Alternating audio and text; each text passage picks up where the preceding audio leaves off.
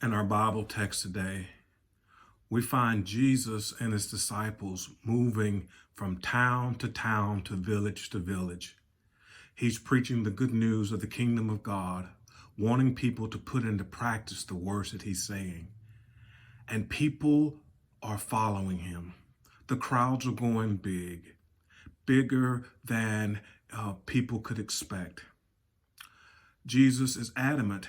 He continues to teach. He teaches in riddles and parables, and sometimes people understand it, other times people don't.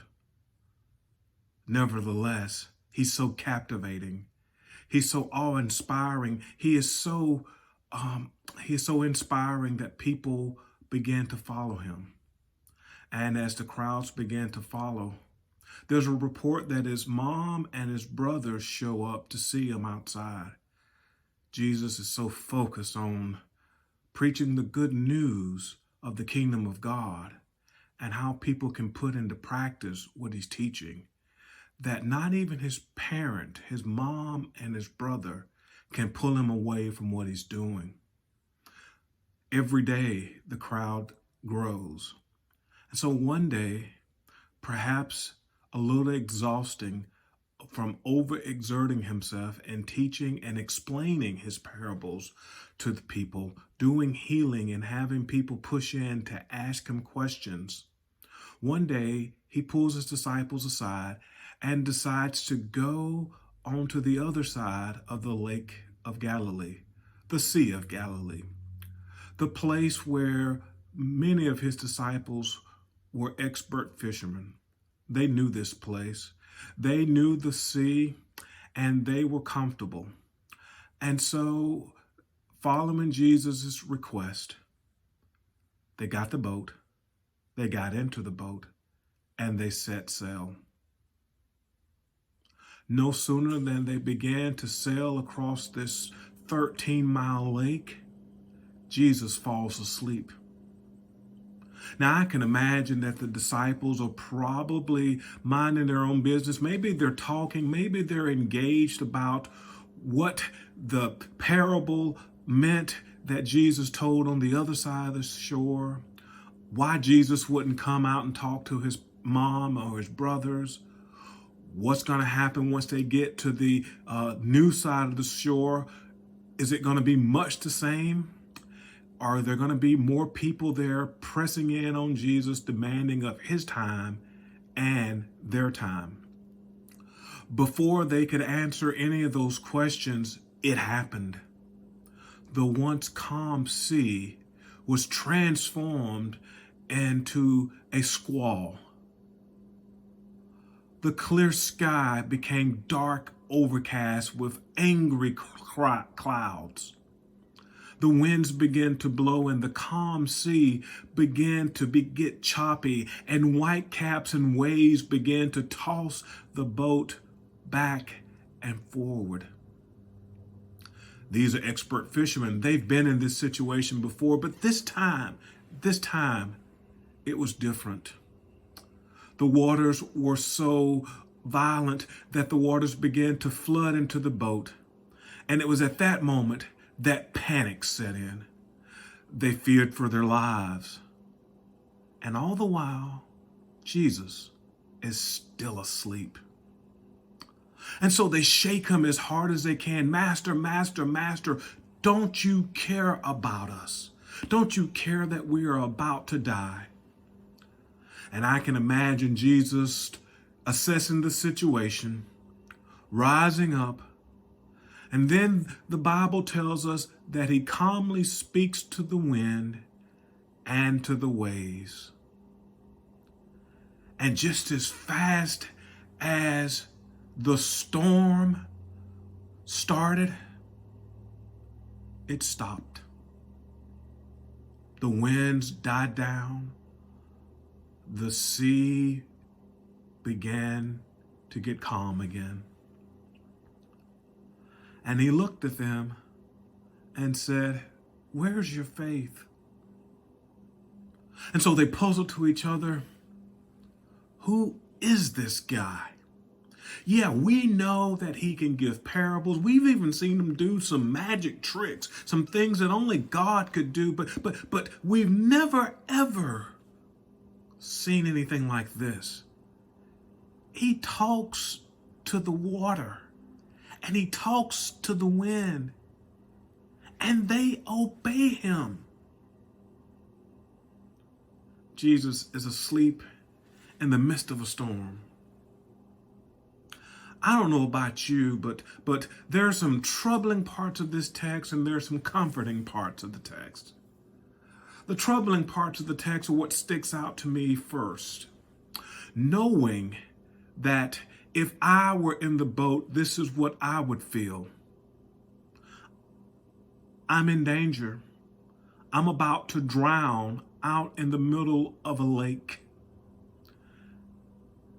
And it doesn't seem that Jesus is that interested in what's going on in my life.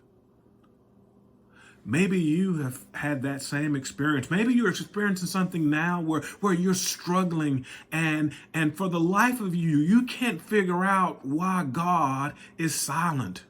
Where is God in the midst of this storm? And perhaps, like the disciples, you shake your fist at heaven and yell at God, "Don't you care about me? I'm about to die. Come see about me." Does seem kind of strange to think that in the beginning, it's Jesus's idea in the very first place to get in the boat to go across the lake. What was he thinking? Was he only thinking about himself because he was tired and rightfully so? But what about the disciples? Are there not times where you felt in your life that maybe you've gotten the short end of the stick from a faith perspective or from a physical perspective? Maybe you're waiting on something that you've been praying for a long time, and it's like crickets. Nothing happens. There's a silent sound. Perhaps you've prayed in earnest and you've got people praying for you, prayer warriors, and your prayers seem to be like a rubber ball. It bounces off the floor and it bounces off the ceiling back to the floor, never seeming to reach heaven's gate. Well, friends, here's the comforting part. If that's you, seems to me that you, and myself included, are in good company. You see, Jesus is in the boat.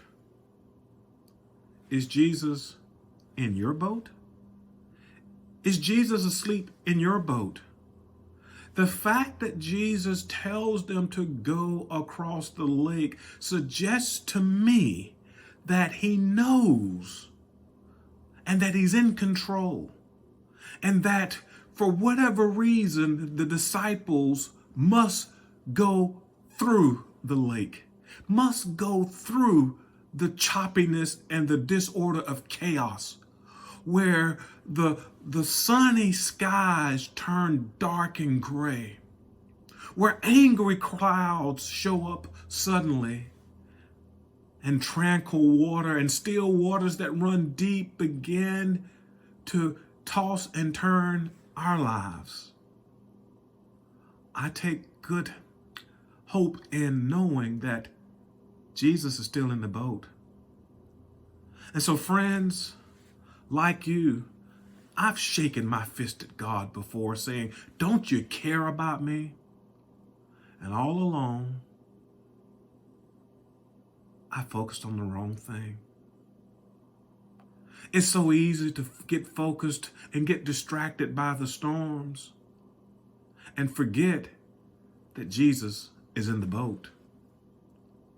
If Jesus is in the boat and the boat's going through a storm, there's probably, if I'm able to step back and look and get out of my triggered fear, I could probably come to a fateful conclusion that there's probably a good chance if I'm in the presence of Jesus and if Jesus is in my presence, that I'm going to be okay. I might get a little wet. I might get a little waterlogged. but the one who created the sky and the sea, the one who was with creation when the earth was formless and void, and darkness covered the face of the deep, but the Spirit of God hovered above the waters. And God, in that creation story, said, "Let there be light." Perhaps this is a recreation story of our faith. I know it is with me when I get down, when I get distracted, when I fret, or like the disciples, I get exhausted. I get tired, and I need a little rest.